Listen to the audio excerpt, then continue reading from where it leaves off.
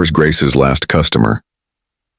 Grace wiped down the last table at Moonbeam Café, her small establishment tucked between a bookstore and a flower shop on Maple Street. At 55, she had owned the cafe for 15 years, ever since her divorce left her needing to start over. The late shift was hardest, but she couldn't afford to hire more help. The clock showed 11:58 p.m. when she heard the gentle tap on the glass door.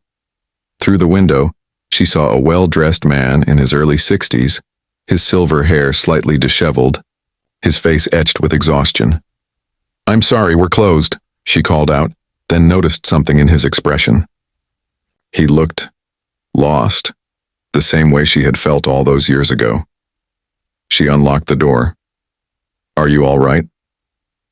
"I apologize for the late hour," he said quietly. "I'm James Patterson. I was hoping... Could I possibly have one last meeting? Just a cup of coffee and a few minutes of quiet?" Grace studied his face. No arrogance, despite the expensive suit. Just weariness and something that looked like grief. "Of course," she said, stepping aside. "Coffee's still fresh."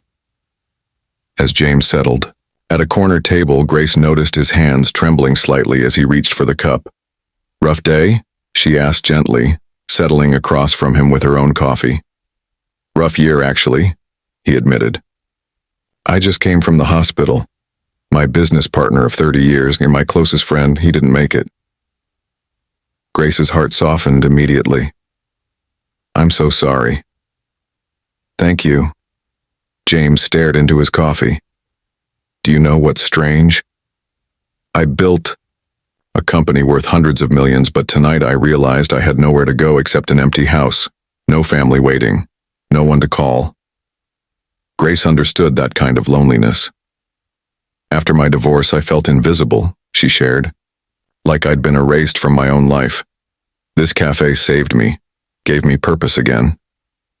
They talked until nearly 2 a.m. James spoke about losing his way in the pursuit of success, about friendships sacrificed for business deals, about a life that looked perfect from the outside but felt hollow within. Grace listened the way she always did, with patience and genuine care. "You have a gift," James said as Grace finally locked up. "You make people feel heard."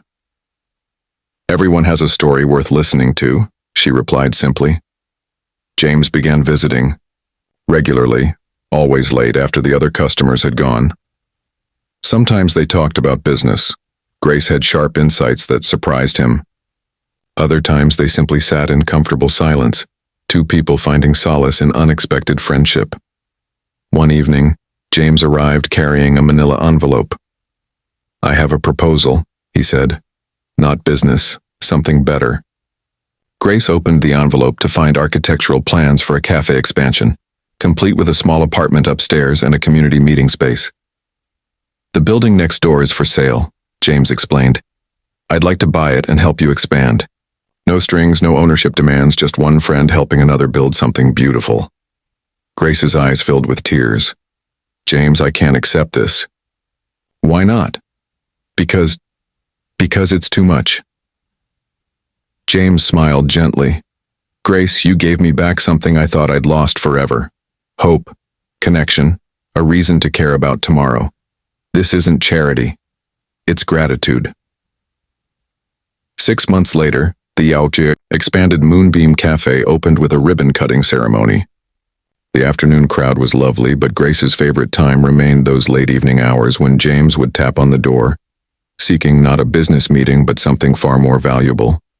Their friendship had taught them both that the most important transactions in life can't be measured in dollars. They're measured in moments of genuine human connection, in the simple act of making space for someone who needs to be seen. Sometimes the most successful partnerships, Grace reflected, aren't built in boardrooms at all, but in quiet cafes at midnight, where two people discover that listening to each other's stories can heal wounds that success alone never could.